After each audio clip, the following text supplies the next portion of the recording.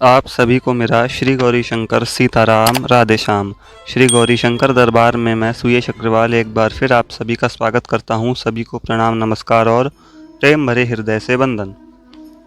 तो इस वीडियो का विषय है कि सब रूपों में भगवान ही हैं। सब रूपों में भगवान ही हैं। इसका क्या मतलब हुआ? इस संसार में सब अलग अलग दिखने पर भी तत्व से एक परमात्मा ही है, और एक परमात्मा होते हुए भी वे अनेक रूप से दिख रहे हैं। और गहराई से समझते हैं। यह तो सार बात थी जो मैंने पहले बोल दी। अब इसकी थोड़ी सी व्याख्या करते हैं कि संसार में सब अलग अलग दिखने पर भी सब चीज़ें हमें अलग अलग दिख रही हैं। कहीं पर साक्षात परमात्मा बैठे थोड़ी दिख रहे हैं, सब चीज़ें अलग अलग दिख रही हैं। उसमें मिक्स हैं, सब जड़ भी और चेतन भी, लेकिन वो तत्व से एक परमात्मा ही है।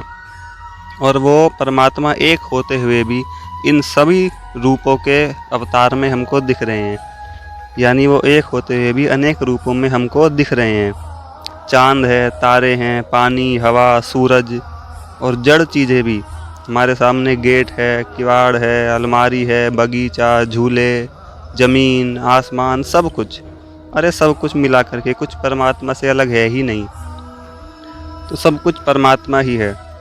बात ये हुई। अब उदाहरण के तौर पर ऐसे समझ लेते हैं। देखो, जैसे मनुष्यों के अलग अलग कई सारे अनेक भेद होते हैं। भेद मतलब उनके रंग के आधार पर, उनकी आकृति, रूप, उनकी उम्र। जैसे कि ये देखो, हम ऐसे कहते हैं ये काला लड़का है, ये गोरा लड़का है, इसकी उम्र 20 वर्ष है, इसकी उम्र 56 वर्ष है। अरे तो वो लेकिन दोनों ही हैं क्या? तत्व क्या है उनका? वो मनुष्य ही तो हैं। अब हम ऐसे तो कह नहीं सकते ये 20 वर्ष वाला जानवर है, ये 56 वर्ष वाला मनुष्य है। नहीं, वो हमें दिखते कैसे हैं? अलग अलग दिखते हैं। काले दिखते हैं, कोई गोरा दिखता है। उनका मूल क्या है? उनकी जड़ क्या है?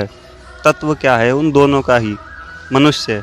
इसी प्रकार एक और उदाहरण है। देखो, जैसे गुलाब के भी कई प्रकार के होते हैं। गुलाब बहुत सारे होते हैं। जैसे मुझे तो पता है, खैर, सफ़ेद होता है, लाल होता है और नीला भी गुलाब भी होता है। तो हम कहें ये सफ़ेद वाला ज़्यादा अच्छा है, लाल वाला गुलाब अच्छा नहीं है, यानी ये गुलाब ही नहीं है। अरे उनका रंग अलग है। कोई सफ़ेद है, कोई पीला होगा, हरा होगा, नीला होगा, सफ़ेद होगा, लाल होगा। ऐसे करके गुलाब अनेक प्रकार के होते हैं। वो अनेक होते हुए भी हैं क्या? उसकी जड़ क्या है? उसका मूल क्या है? एक तत्व क्या है? वो हैं तो गुलाब ही। चाहे नीला हो चाहे लाल हो, कहा तो उसको गुलाब ही जाएगा। ऐसा थोड़ी कह सकते हैं हम कि लाल वाला ही गुलाब है, नीला वाला तो गुलाब नहीं है, क्योंकि वो लाल नहीं है, क्योंकि लाल ही गुलाब होता है। ये विचार तो बिल्कुल गलत है।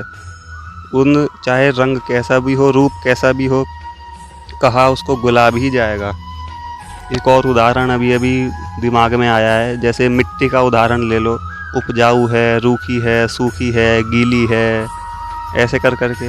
अरे मिट्टी के कई प्रकार होते हैं। वो कैसी भी है, लेकिन कहा क्या जाएगा? मिट्टी ही कहा जाएगा, ज़मीन ही कहा जाएगा, सबको मिला करके।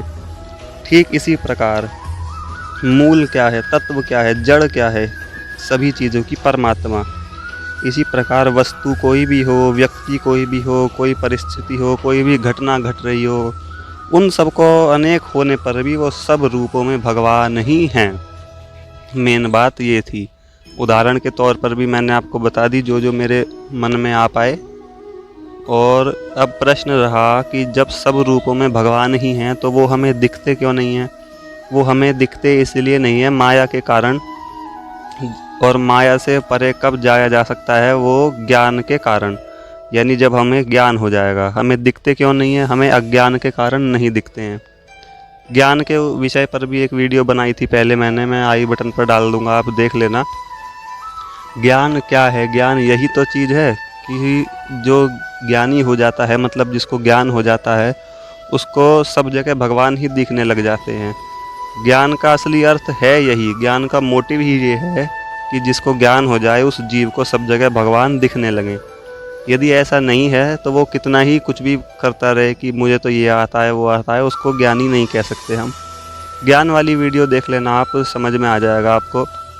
और जो ज्ञानी हो चुका है उसका उदाहरण एक अभी आया है सोच में। उसका उदाहरण है प्रहलाद जी। अब प्रहलाद जी को देखो, उन्होंने तो किसी चेतन चीज़ को भी नहीं सोचा, उन्हें तो जड़ में ही दिख गए, खंबे में ही तो दिखे थे। उन्हें ज्ञान था, उन्हें पता था कि हाँ सर्वत्र भगवत दर्शन होते थे उनको, कि हाँ सब जगह परमात्मा ही है। तो देखो कितना बढ़िया उदाहरण है, बिल्कुल सटीक इस बात का। प्रहलाद जी की दृष्टि में सब रूपों में भगवान ही हैं। चांद, सूरज, तारे, हवा, पानी, इन सब चीज़ों की तो बात छोड़ो, जो नॉन लिविंग थिंग है, जो जड़ चीज़ें हैं, उसमें भी उनको भगवान का ही दर्शन होता था। प्रहलाद, कोई कहे तोड़ के देखें इसमें भगवान है, बोले हाँ देख लो, तो उनके पिता ने, हिरण्यकश्यप ने, यानी गदा मार के देखी, उसमें से भगवान प्रकट होकर आ गए। तो यही विश्वास की बात होती है, यही देखने की बात होती है।